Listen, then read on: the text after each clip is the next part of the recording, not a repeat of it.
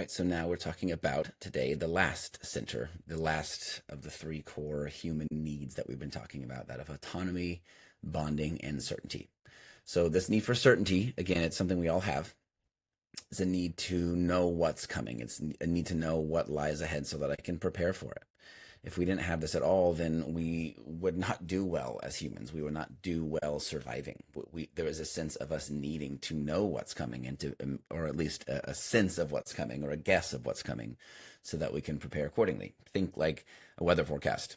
Knowing the weather forecast can really help us move forward in a way that's more helpful for us, more, I don't know, practical for us, more effective for us. So that is the need for certainty. It allows us to thrive in an uncertain world by finding at least some sense of certainty and creating emotional and mental models of what to expect.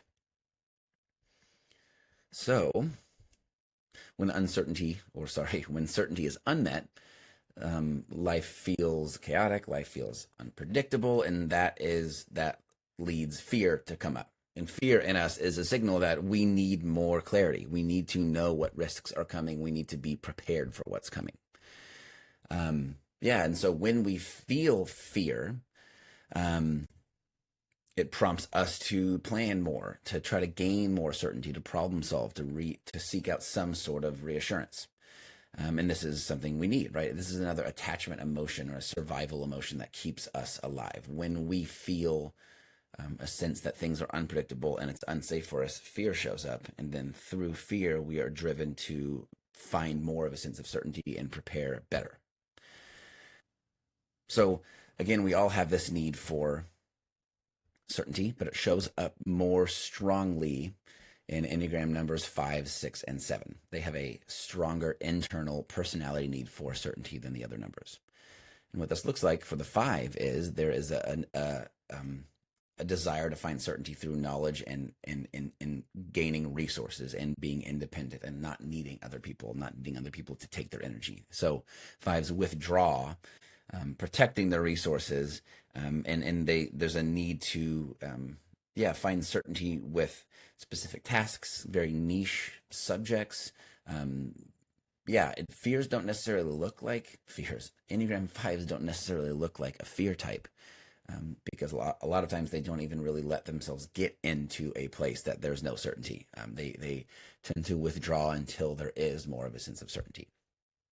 Enneagram 6s struggle with this need for certainty both internally and externally, and they can vacillate back and forth.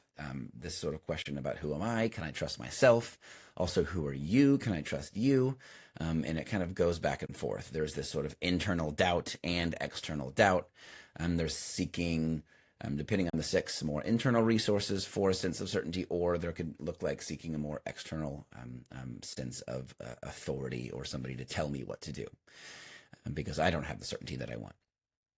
Enneagram 7s are looking for certainty by reframing any sort of negative experience into something positive. They're looking for certainty that things are going to be okay, certainty that I won't feel pain, that I won't feel discomfort. And so they kind of run from their own internal world, looking for the next thing to make them feel better. They're looking for a sense of certainty in whatever comes next will be good, and whatever comes next will be helpful and good and will make me feel good things. So that's just another quick rundown of this need for certainty that Dan Siegel talks about and how it shows up very briefly in each Enneagram number.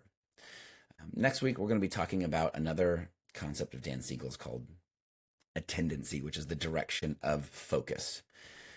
And what we're going to do is we're going to put each of those with each center, and we're going to see how that creates 9 Enneagram numbers, and we're going to flesh each number out even more. So stay tuned, and I hope you're enjoying this, and I hope this is helpful.